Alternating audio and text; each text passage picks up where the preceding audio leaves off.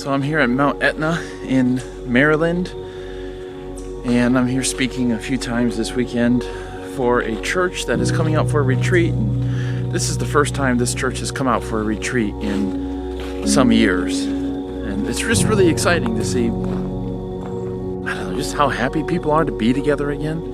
It's really a lot of fun.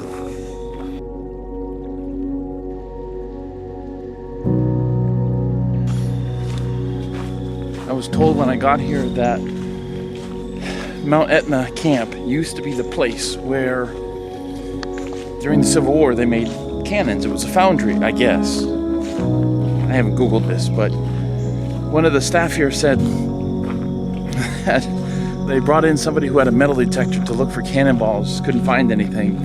Then they let the kids play in the field and tripped over a cannonball. How cool would it be to find a cannonball in your yard? It's a really special place.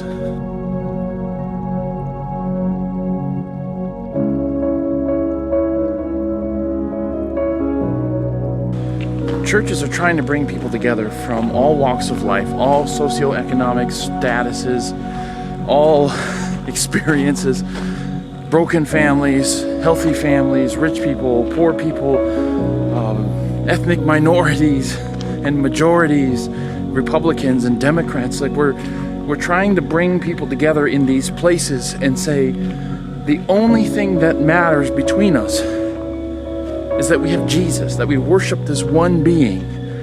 And the worship of this one being should be enough that all of those other differences don't matter. Now, the challenge is sometimes those differences do matter a lot for people. Sometimes it's hard to let those things go. But I think that the project that churches are working on, this great experiment, this great 2,000-year-long experiment, to say that what if we subsumed all of those other loves, all of those other loyalties under this one love, under this one loyalty to Jesus?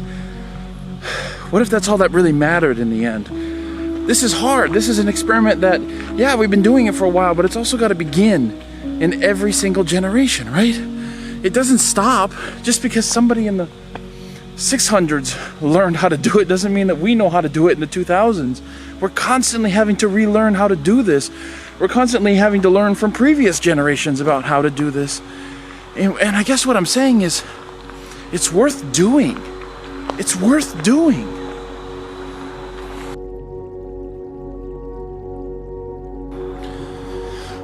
Look, you can say a lot about churches and the ways that they've let people down. I mean, we all have those stories. We can all share those stories. They're all over the internet.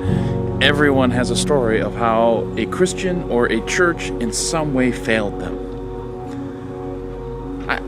I'm sorry that happened. It's happened to me. It's happened to everybody. Some people just seem to be able to cope with it.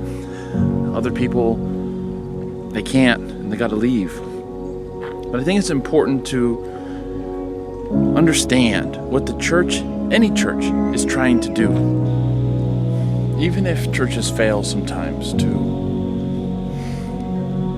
really set aside those other allegiances. And those other allegiances hurt people. It's not right, of course. It's not right. It should be made right. What they're doing is still important.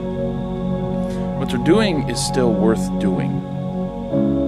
It's an experiment worth trying, because otherwise we end up with what we have right now, where everybody is just tribalized along political lines or ethnic lines or linguistic lines or economic lines, right? What's the alternative to the church? It's kind of what we have right now, right? Let the rich people stay together and enact policies that hurt poor people, and let the poor people get together and just be angry and learn to hate. Is that really what we want? I mean, I'd rather have a church that sits rich and poor together in the same seats and says, you are brothers, you are sisters, you are equal. Money doesn't make you better, and a lack of money doesn't make you worse of a person. That's worth trying, isn't it? That experiment is worth trying. I can't be the only one who thinks that.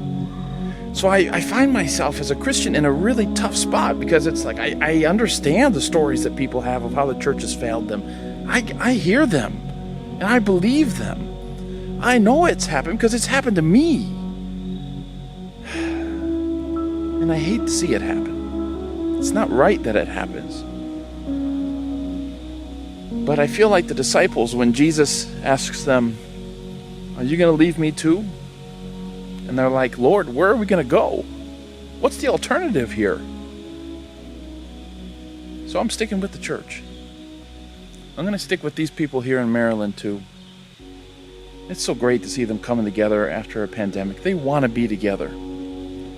Some of them, I'm sure, have very little in common, except this allegiance to King Jesus. I don't know. I'm going to stick around. I'm going to keep doing this experiment.